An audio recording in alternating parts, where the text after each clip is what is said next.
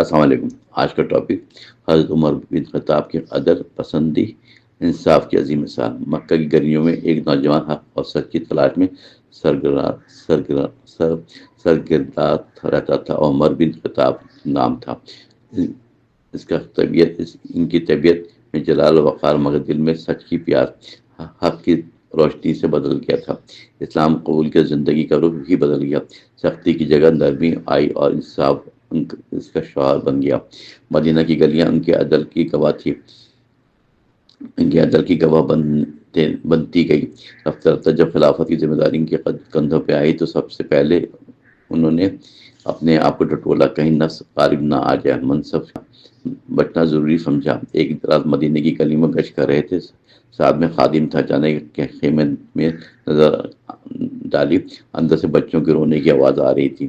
ماں چولہے پر ہانڈی رکھ کر رکھی ہوئی تھی۔ عمر نے حال دریافت کیا۔ وہ عورت نے بے بسی سے کہا، بچے بھوکے ہیں، ہانڈی میں سے پانی ہے، انہیں بہلانے کو رکھا ہے، شاید سو جائیں۔ مگر نیند کہاں سے آئی؟ یہ سن کے عمر لرز گئے، آنکھوں میں آنسو بھر آئے، فوراً بیت المال کی طرف دوڑ گئے۔ آٹا گھی کندھے پر رکھ کر خادم نے کہا، میں اٹھا لیتا ہوں۔ امیر المومنین عمر نے فرمایا، قیامت کے دن بھی میرا بوجھ تم اٹھاؤ گے؟ کیا یہ میرا فرض ہے؟ میں خود ہی اٹھاؤں گا تاکہ رب کے سامنے سرخرو ہو جاؤں۔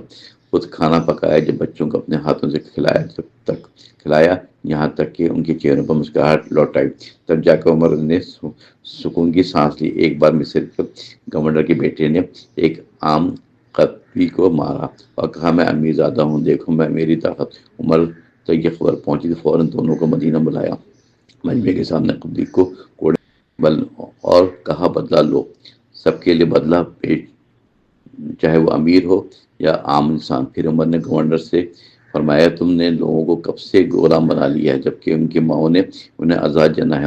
یہ جملہ تاریخ میں سنہری حلفوں سے لکھا جائے گا۔ ان کا لباس سادہ اور خوراک معمولی تھی، بیت المال سے تنخواہ بھی کم لیتے تاکہ کسی پر بوجھ نہ بنے۔ رعایا کی فکر ہر وقت رہتی تھی۔ قحط کے زمانے میں خود کو پر گھی اور گوشت حرام کر لیا تھا، جب تک عوام کو میسر نہ آئے گا میں بھی نہیں کھاؤں گا۔ یہی احد انصاف کا معیار، ایسا کہ بیٹا بھی غلط ہوتا تو سزا پاتا۔ ایک بار ان کے بیٹے نے شراب پی، حد جاری کی کہ کوئی رات نہیں دی۔ راتوں کو جاگ کر رعایا کی خبر گیری کرنا معمول تھا۔ کندھے پر آٹے کی بوجھ اٹھانا عزت سمجھتے تھے، اقتدار نہیں بلکہ خدمت۔ مسلمان ہو یا غیر مسلم، سب برابر قانون کے سامنے، کسی کو ترجیح نہ دی جاتی تھی۔ عدالت کا دروازہ سب کے لیے کھلا۔ ایک بڑھیا نے راستے میں روک کر شکایت کی کہ مہر کم مقرر کیا گیا ہے۔ عمر نے فوراً قرآن کی آیت سن کر اپنی رائے واپس لے لی۔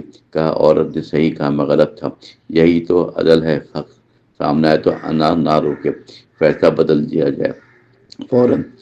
ان کے دور میں امن ایسا تھا کہ ایک عورت تنہا سفر کرتی تو کوئی خوف نہ تھا، ڈاکو بھی ڈرتے تھے قانون سے۔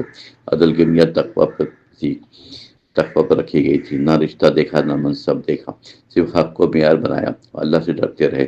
ان کی شہادت وقت آیا تو فکر خلافت تھی کہ کہیں نااہل شخص نہ آ جائے، امت کو نقصان ہو۔